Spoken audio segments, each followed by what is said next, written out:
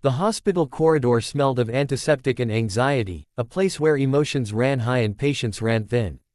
Nurses moved briskly from room to room, their soft shoes squeaking against the polished floor, while families waited with flowers, balloons, and expectations.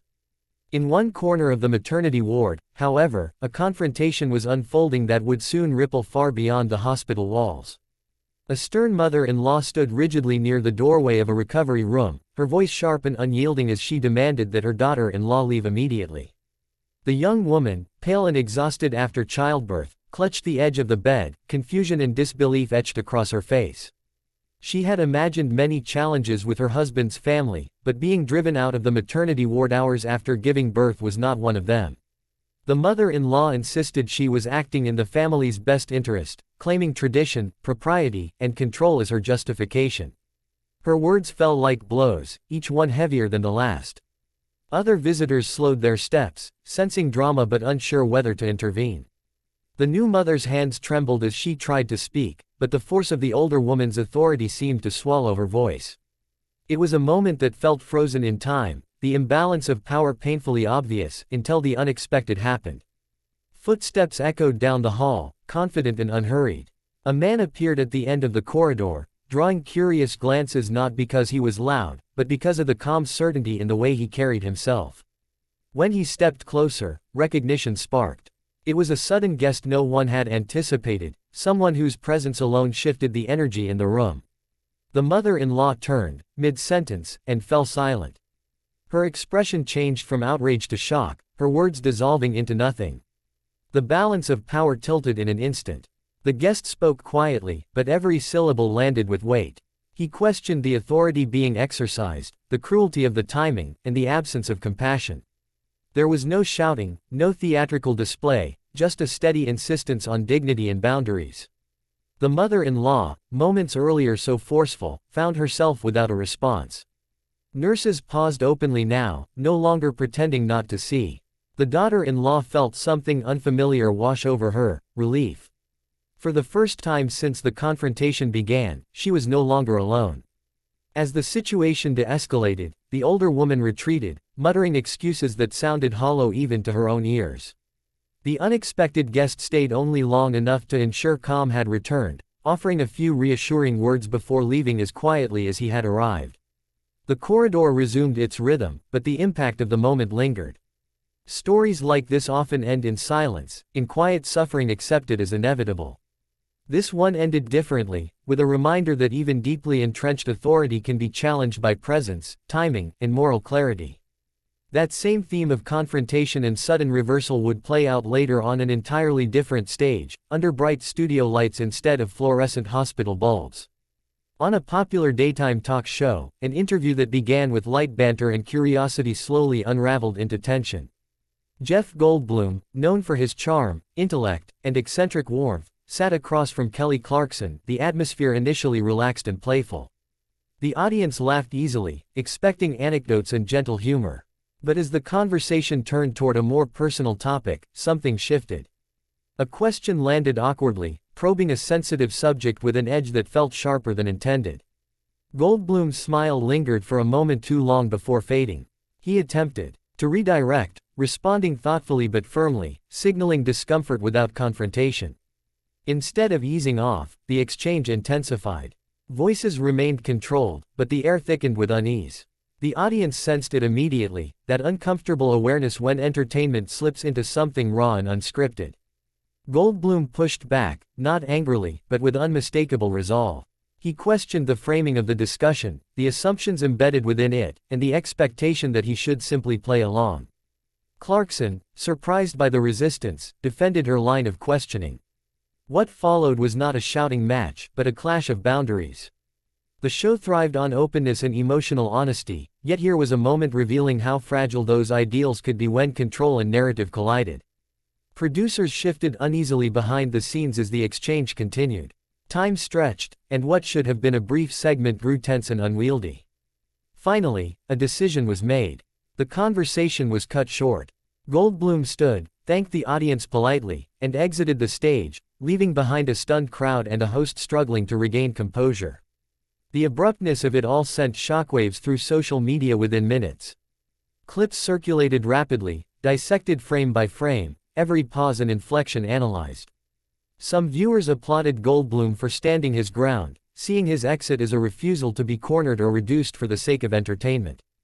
Others criticized the moment as unnecessary, arguing that daytime television thrives on vulnerability and that discomfort is part of honest dialogue.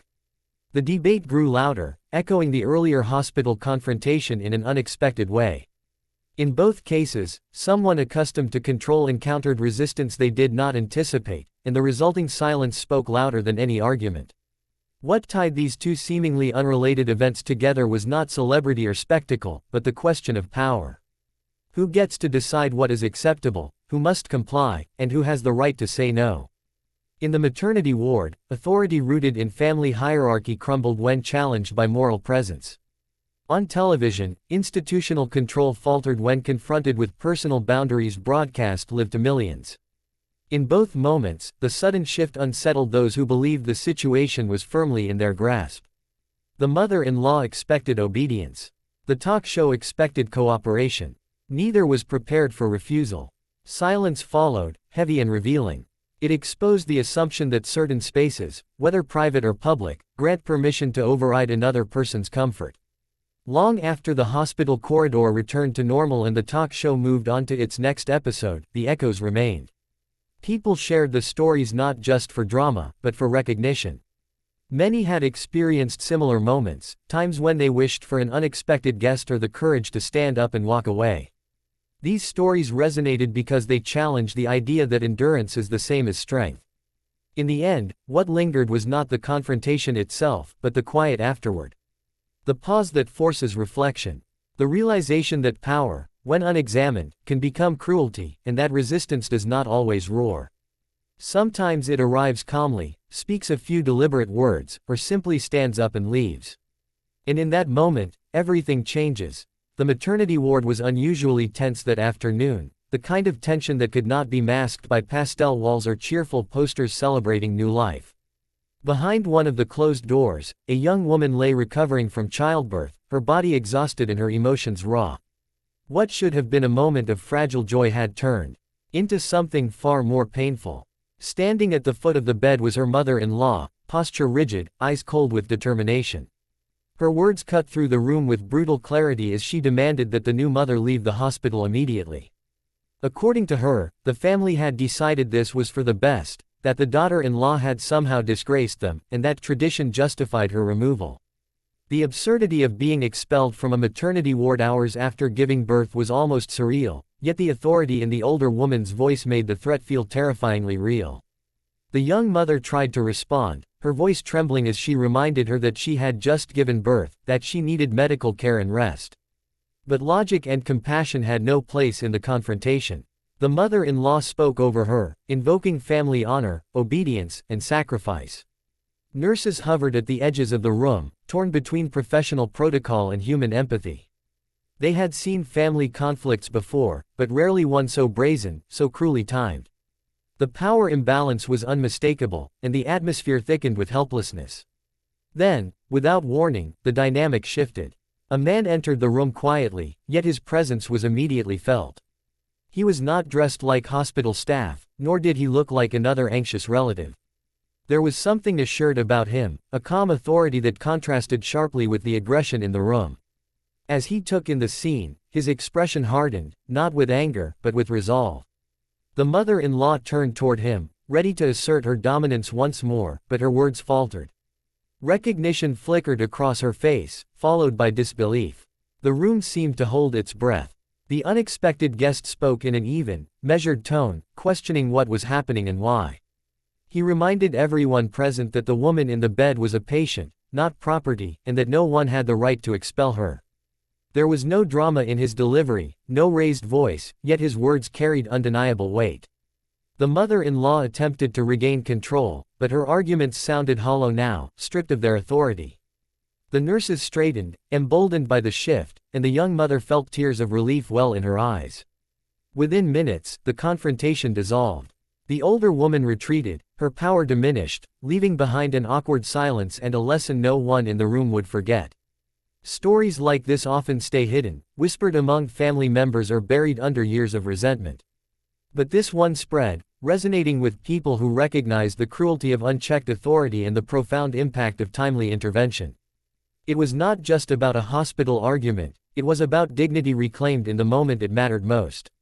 That same theme of authority challenged would soon emerge in a very different setting, one bathed in stage lights and broadcast to millions. On a popular daytime talk show, Jeff Goldblum took his seat opposite Kelly Clarkson, the energy initially warm and playful. Goldblum's reputation as a charming conversationalist preceded him, and the audience expected an engaging, lighthearted interview. For a while, that expectation was met. Laughter flowed easily, anecdotes were shared, and the exchange felt comfortable. As the interview progressed, however, the tone subtly shifted. A question ventured into personal territory, framed in a way that carried an edge of assumption. Goldblum paused, his expression thoughtful. He responded carefully, offering nuance where the question sought simplicity. Clarkson pressed on, perhaps sensing a moment of emotional television, perhaps unaware she was crossing a boundary. The atmosphere grew tense, the audience's laughter fading into uneasy silence. Goldblum's responses became firmer. He challenged the premise of the questions, emphasizing the importance of context and personal agency. There was no outburst, no theatrics, but there was an unmistakable line being drawn. Clarkson, caught between maintaining control of the show and responding authentically, defended her approach. The exchange became a quiet standoff, each word deliberate, each pause loaded with meaning. Behind the scenes, producers watched anxiously as the interview veered off its planned path. Daytime television thrives on emotion, but it also relies on predictability. This moment was neither. The tension stretched on, palpable and uncomfortable. Finally, a decision was made to end the segment. Goldblum stood, thanked the audience politely, and exited the stage. The abruptness of his departure stunned viewers, leaving Clarkson momentarily speechless as the show cut to commercial. Within minutes, the moment ignited online debate. Clips circulated rapidly, accompanied by passionate commentary. Some praised Goldblum for asserting his boundaries, seeing his exit as an act of self-respect in an environment that often demands vulnerability on its own terms. Others criticized the move, arguing that talk shows are built on difficult conversations and that walking away undermines their purpose. The discussion grew, tapping into broader questions about consent, power, and the cost of entertainment. What connected the hospital confrontation and the televised clash was not celebrity or spectacle, but a shared lesson about control. In both cases, someone in a position of perceived authority assumed compliance. In both cases, that assumption was challenged. The resulting silence was revealing, exposing how fragile authority can be when it relies on intimidation or expectation rather than respect. For many viewers and readers, these stories struck a personal chord. They reflected moments when people felt cornered by family, institutions, or public pressure, unsure whether resistance was possible. The sudden guest in the maternity ward and the quiet exit from the talk show offered alternative scripts. They suggested that dignity can be defended without shouting, that boundaries can be asserted without aggression, and that sometimes the most powerful statement is simply refusing to participate. Long after the hospital returned to its routines and the talk show moved on, the impact of these moments lingered. They became points of reference in conversations about family dynamics, media ethics, and personal autonomy. They reminded people that power is not absolute, that it can shift unexpectedly, and that silence, when chosen, can speak louder than any argument. In a world that often rewards endurance over self-respect, these moments offered a different vision. One where saying, enough, becomes an act of quiet courage.